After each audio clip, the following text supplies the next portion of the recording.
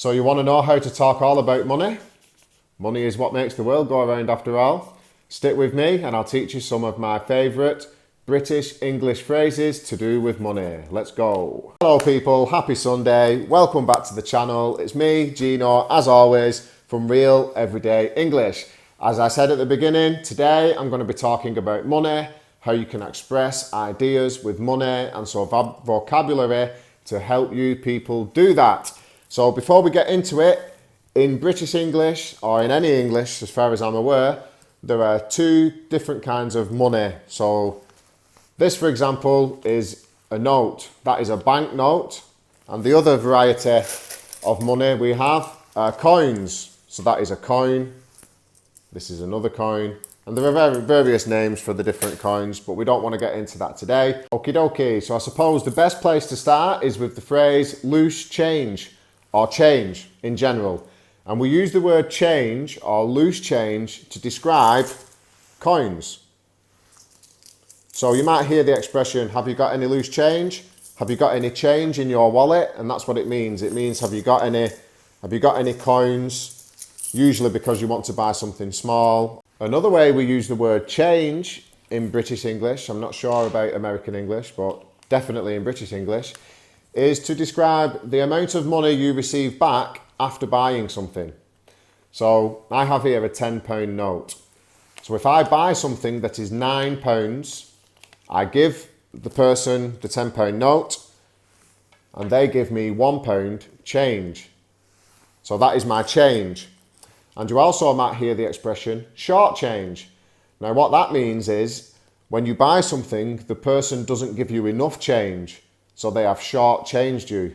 So if I was buying something for, say, £9 and I gave them the £10 note, but they only gave me a 50p back, well, that's a problem because they've short changed me. I was expecting a pound. Just a quick note, another word for a pound is a quid.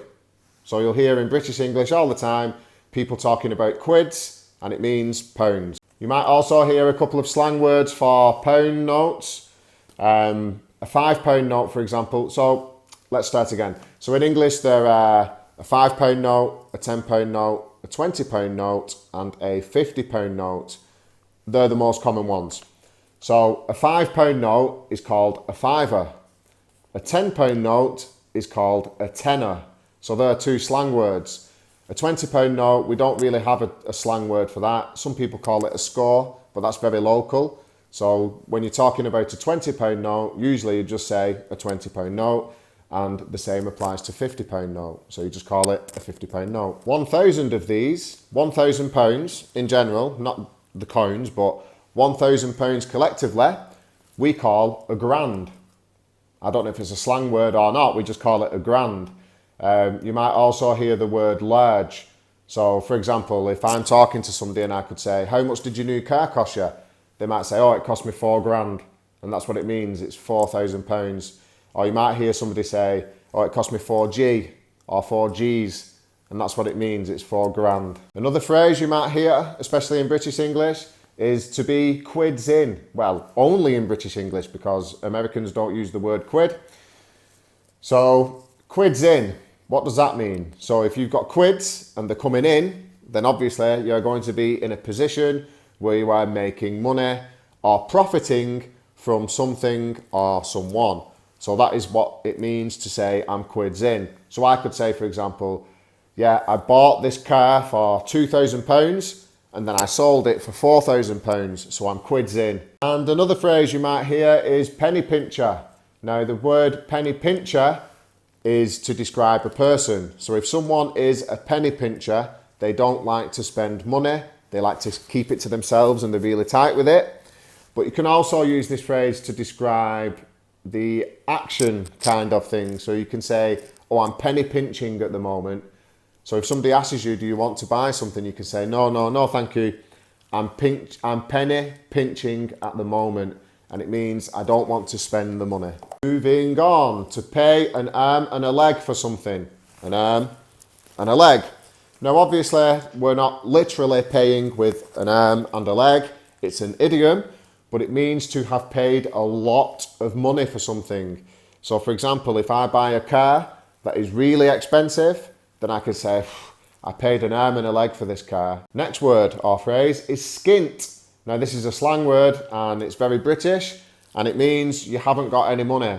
It's to describe someone who hasn't got any money basically. So if your friend phones you up on the phone and says, or my friend, Gino, do you fancy coming out tonight for some food and some drinks? And I haven't got any money, then I can say, sorry mate, I can't make it, I'm absolutely skint. Opposite of skint is flush. I'm flush. Flush means I've got plenty of money. Well, it has more than one meaning, the word flush, but in this instance to do with money, I'm feeling flush means I want to spend money. I'm flush at the moment means I have a lot of money at the moment. Okay, so how do we describe the money that we earn or we get from doing our job? Now there were three main words which we use. One of them is salary. Salary is the amount of money you get paid every year for doing your job. Wages is another thing. Wages simply means salary. It's the same thing. And the other one is income. What is your income? So you might hear the question, what is your income? And it means how much money do you earn? Usually people say, what's your weekly income? What's your yearly income? Something like that.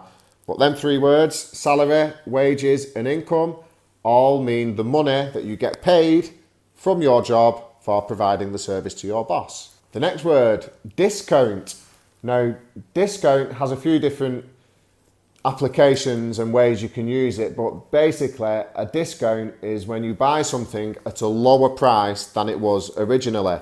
So for example, let's say I want to sell my phone and I start trying to sell it at £100. Nobody buys it. So then what I might do is I might discount it to £80. So that is now a discounted price. And then somebody might buy it then. So shops do this all the time. They'll have something on sale at a certain price and then they'll discount it so that people buy more of it. And the next word is budget. Now the word budget simply means the amount of money available to spend on something. So if you're looking for a new house or you want to buy a new house, the estate agents who sell the houses might ask you the question, what is your budget? And it simply means how much money do you have to spend. Next one is credit. And credit means the ability to obtain or get goods and services before you pay for them. So for example, I might get a car on credit, or finance is another way of putting it. But if I get a car on credit, then that means I take the car without paying anything, and then I pay every month to pay off the balance of the car. And moving on, another word we use is the word debt. Now, take notice of the pronunciation of this word because it has a B before the T, but we don't pronounce it. We don't say debit. We say debt. Sounds like debt. And this word means money that you owe. So for example, if my friend borrows me £100 because I'm skint, then I am in debt to him by £100. The next one's going to be a phrase or an idiom maybe, and it is to break the bank. Now, we're not literally getting hold of a bank and breaking the building, obviously. It means when something costs more than you can afford. So a good example for this would be, say you've had a bad month and you're coming towards payday, and you're pretty skint, to use the word skint again, and then all of a sudden there's a problem with your car and you have to pay £200 to get it fixed, then we would say that my car breaking down just really broke the bank. And what it means is that it costs you more than you could afford at that particular time. The next one is a verb, and the verb is to haggle. Now to haggle simply means, it's the same as negotiate, but it's more informal. So if someone is a good haggler, they're really good at saying, well, you're selling this car for £5,000, but I only want to pay £4,000 for it. And they haggle with the salesperson until they eventually get a good price. And last but not least for this week is the word payslip. Now, payslip simply means the piece of paper that your employer gives to you at the end of the month to show you how much you've been paid. So this is actually my payslip for this month. In America, they call this a paycheck. Okay, people, that's the end of the video for this week. Thank you very much for watching. I hope these videos are helping you. If they are, please feel free to share them and invite other people to come and enjoy these videos too. If you don't want to miss one of my weekly videos, then make sure you hit the subscribe button and make sure you hit the little bell. That way, you'll never miss an upload. Until the next video, I'll see you people again. Bye bye for now. Ciao.